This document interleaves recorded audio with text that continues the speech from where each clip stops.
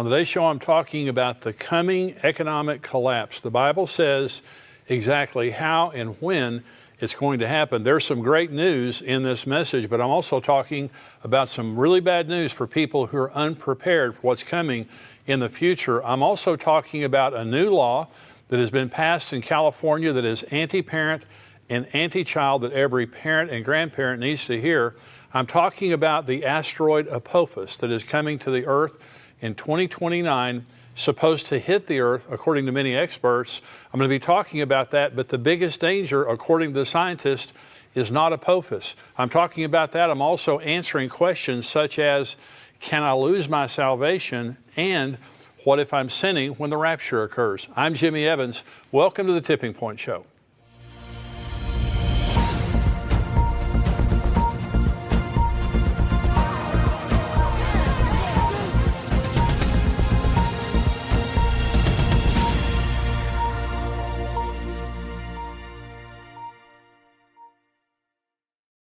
Welcome to the Tipping Point Show. I'm so glad that you've joined me today. This message called The Coming Economic Collapse, very, very important. A lot of people have a tremendous amount of anxiety about the economy of the United States and also the economy of the world, and rightly so. You know, we have a $300 trillion world debt right now. The world debt is unsustainable. America is almost $29 trillion in debt, and this is growing very rapidly. Of course, you know, the Congress right now is trying to get something passed that would increase $3 to $4 trillion of the national debt, which would just be unbelievably bad. But the debt is unsustainable, growing around the world very rapidly. I think also we have increasing chances of worldwide famine, and I'm now quoting from Israel 365 News. It says, United Nations World Food Program won the Nobel Peace Prize. Its executive director, David Beasley, took the opportunity to warn that without drastic measures fueled by a massive influx of funding, the world faces famines of biblical proportions in 2021.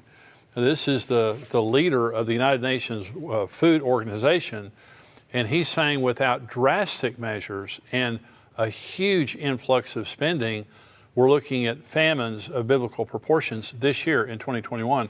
China's having crop failures. We have huge droughts happening in the western United States, especially the southwestern United States is experiencing the worst drought in 1,200 years. And so crops around the world are being affected. China cannot feed its own people, and they're importing food from America and all over the world. And so any disruption in the food supply, and we already see supply chain problems all over the world related to food and many other items. And so we also have skyrocketing inflation, tremendous inflation going on right now, and experts are saying it's only going to get worse in the future. So you look at all that's happening in the world today and you say, what's going to happen? You know, are we looking at an impending economic collapse? Well, I'll tell you exactly what the Bible has to say. There's some extremely good news and there's some extremely bad news. And the pre-rapture economics is the first thing I want to talk about. And that is, before the rapture occurs, Jesus tells us exactly what the economy will be. Now, he doesn't give every nation's economy. There can be recessions, there can be depressions, there can be ups and downs in any economy, but he gives us a picture of the world that it's going to be like when he returns. This is Luke 17. He said to the disciples, the days will come when you will desire to see one of the days of the Son of Man, and you will not see it. And they will say to you, look here or look there. Do not go after them or follow them. For as the lightning that flashes out of one part under heaven shines to the other part under heaven, so also the Son of Man will be in his day. Now that's the rapture that he's describing. But first he must suffer many things and be rejected by this generation. And as it was in the days of Noah, so it will also be in the days of the Son of Man. Now listen, they ate, they drank, they married wives, they were given in marriage until the day that Noah entered the ark, and the flood came and destroyed them all. Likewise, as it was in the days of Lot, they ate, they drank, they bought, they sold, they planted, they built. But on the day that Lot went out of Sodom, it rained fire and brimstone from heaven and destroyed them all. Even so will it be in the day when the Son of Man is revealed. In that day, he who is on the housetop and his goods are in the house, let him not go down to take them away. And likewise, the one who is in the field, let him not turn back. Remember Lot's wife. Whoever seeks to save his life will lose it. Whoever loses his life will preserve it. I tell you, in that night there will be two men in one bed. One will be taken, the other left. Two women will be grinding together. The one will be taken, the other left. Two men will be in the field. The one taken, the other left. And so Jesus tells us, as it was in the days of Lot, so it will be in the days of the coming of the Son of Man. They bought, they sold, they planted, they built, they married, they were given in marriage. And so there, according to this text, there are four parallels, according to Noah and Lot, in the last days that we're living in. And the first is worldwide rebellion to God. Noah and Lot lived in a very rebellious culture to God. In fact, Noah and Lot did not have any people that they took with them. They didn't have anyone that they led to God through that. And that's not saying that people aren't getting saved in the day that we're living in today, but I'm just saying the world was in total rebellion to God like the way we see it is today. There was also a righteous remnant living for God and preparing for judgment. In Noah's case, he was building an ark. And that ark carried him above the judgment, the way we will be at the rapture. Lot went out of Sodom to prepare for the judgment that was coming. Lot went out, and Sodom was not judged until he was out. And you have to remember, Jesus uses Noah and Lot as his examples. Both of those men were taken out of judgment before it came. Noah got on the ark before the judgment came. Lot went out of Sodom before it came. But the third parallel is economic and social normalcy.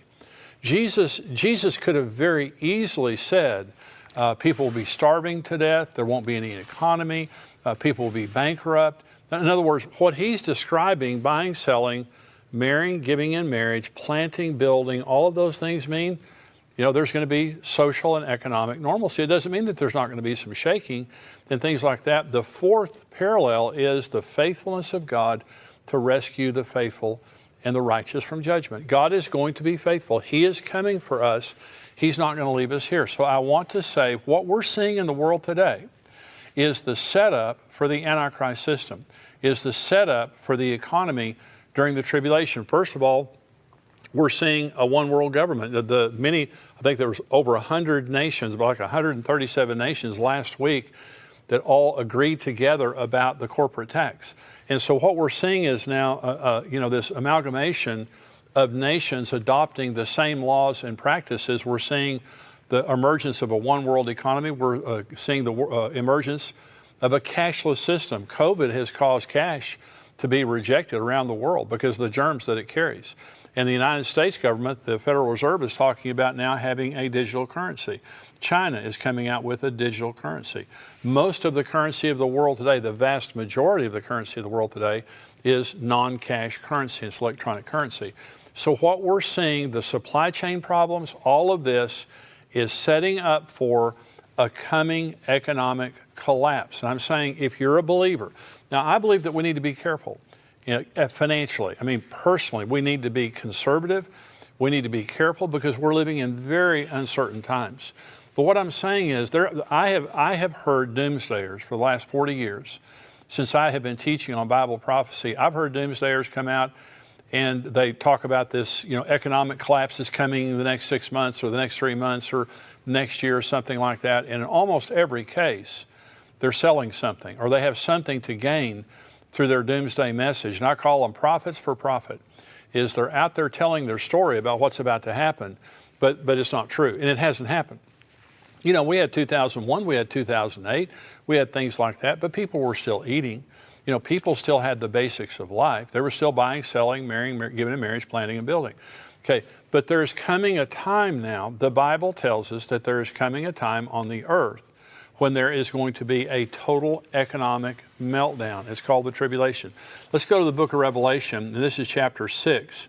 Now remember, in the book of Revelation, there are many judgments, but basically you have the seal judgments that begin the tribulation. You have the trumpet judgments right behind that, and then you have the worst judgments of all, which are the bowl judgments that occur just before the second coming. The rapture happens at the beginning of the tribulation. The second coming happens at the end of the tribulation. So the beginning of the tribulation is Revelation chapter 6. and the seals begin to break. This is when the economic collapse comes. This is Revelation 6, verse 1. Now, when I saw when the Lamb opened one of the seals, and I heard one of the four living creatures saying with a loud voice, with a voice like thunder, "Come and see." And I looked, and behold, a white horse. He who sat on it had a bow, and a crown was given to him, and he went out conquering and to conquer. This is the Antichrist. This is a false Christ. He's on a white horse. He looks like a savior, but he comes to take peace from the earth, and he does. Seal 1 is the Antichrist arrives on the scene and takes control of the world and the economies of the world. Now, the first half of the tribulation, the first 3.5 years of the tribulation, are the rise of the Antichrist. And by the middle of the tribulation, this is Revelation 13, he takes control of the economies of the world. This is Revelation 13, begin verse 16. He causes all, both small and great, rich or poor, free and slave, to receive a mark on their right hand or on their foreheads, and that no one may buy or sell except one who has the mark or the name of the beast or the number of his name.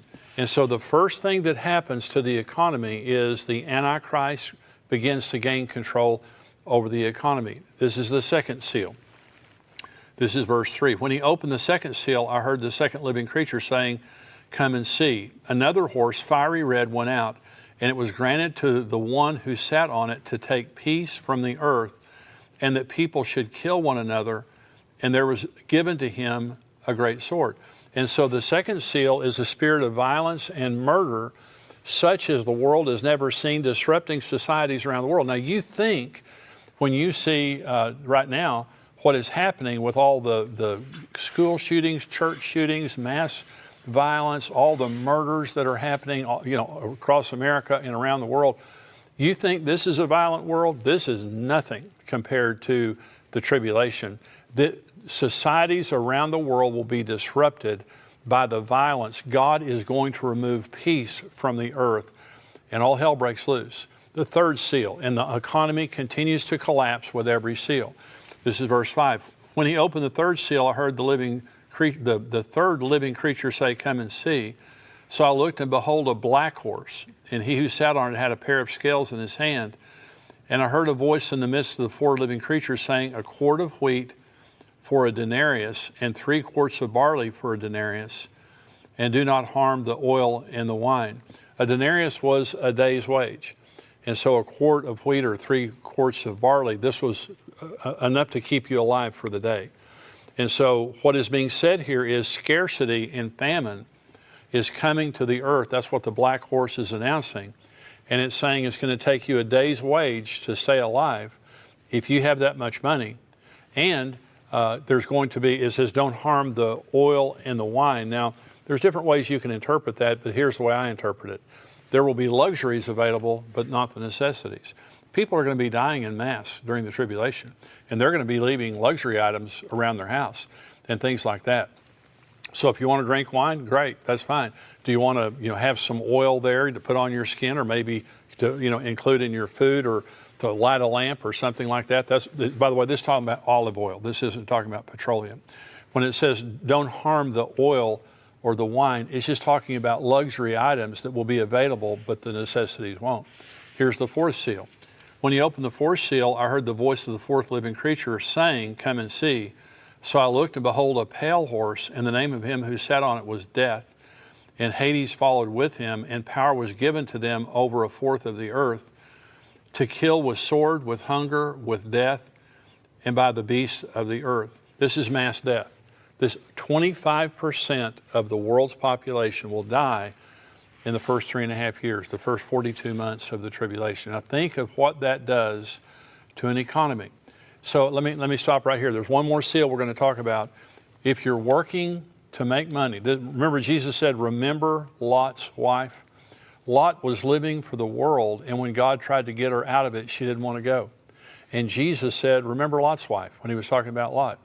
That if you think that your home is in this world, you're living wrong, you're thinking wrong. If you're trying to amass wealth in this world, every nickel you make is being laid up for the Antichrist. He will control the economies of the world.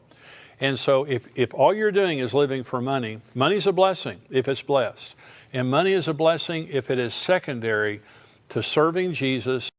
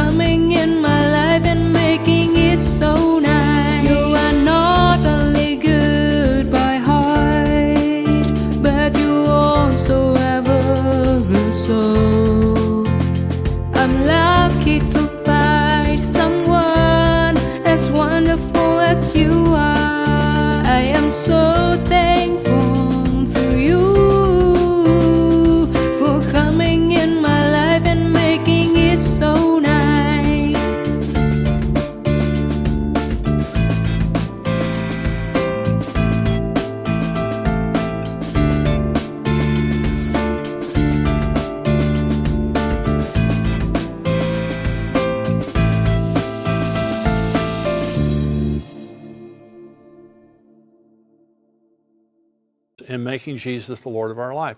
Money's a blessing if it's submitted to God and we're obedient with what He gives us. But if our security is in money, we are set up. Now, if you're a believer in Jesus, you're going to go up in the rapture. The economy will be basically what it is right now, ups and downs, surely. But until Jesus comes, they're going to be buying, selling, marrying, giving in marriage. But after the rapture, when the tribulation comes, if you're here, if you're not a believer in Jesus, if you're here, there will be no economy. It will take everything you can get together to survive. If you do survive, because here's the fifth seal. This is verse 9. When He opened the fifth seal, I saw under the altar of souls those who had been slain for the word of God and for their testimony which they held. And they cried with a loud voice, saying, How long, O Lord, holy and true, until you judge and avenge our blood on those who dwell on the earth? Then a white robe was given to each of them, and it was said to them that they should rest a little while longer, until both the number of their fellow servants and their brethren who would be killed as they were completed. Mass martyrdom. This is for those people who are left behind when Jesus comes and they begin to give their lives to Christ during the tribulation. They will be martyred in mass. And so all of these things will be happening during the tribulation. Before the tribulation, the economies of the world right now are being arranged in a one-world cashless society that the Antichrist is going to inherit. He's the one who's going to control the economy during the tribulation. But while he's controlling the economy, peace is taken from the earth. There's scarcity on the earth. 25% of the earth's population.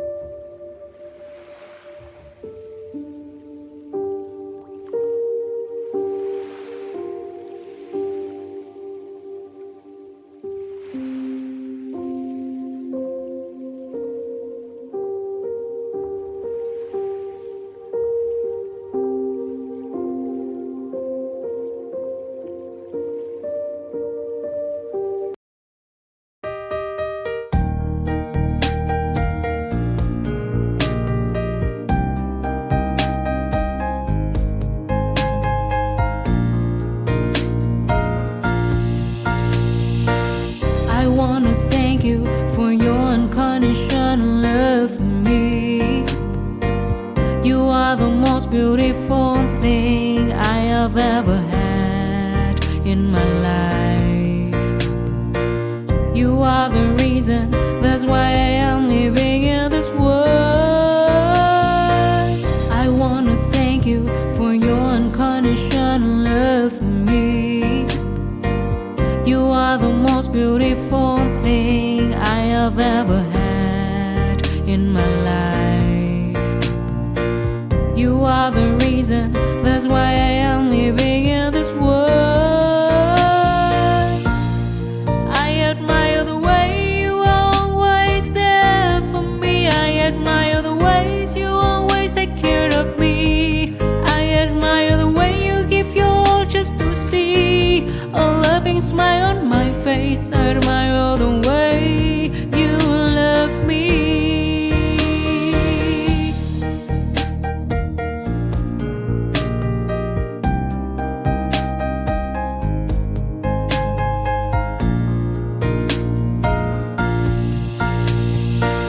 I want to thank you for your unconditional love for me. You are the most beautiful thing I have ever had in my life. You are the reason, that's why I am living in this world. I admire the way you are always there for me. I admire the ways you always take care of me. I admire the way you give your all just to see a loving smile on my face. I admire the way you love me. I admire the way you are always there for me. I admire the ways you always take care of me. I admire the way you give your all just to see a loving smile on my face. I admire the way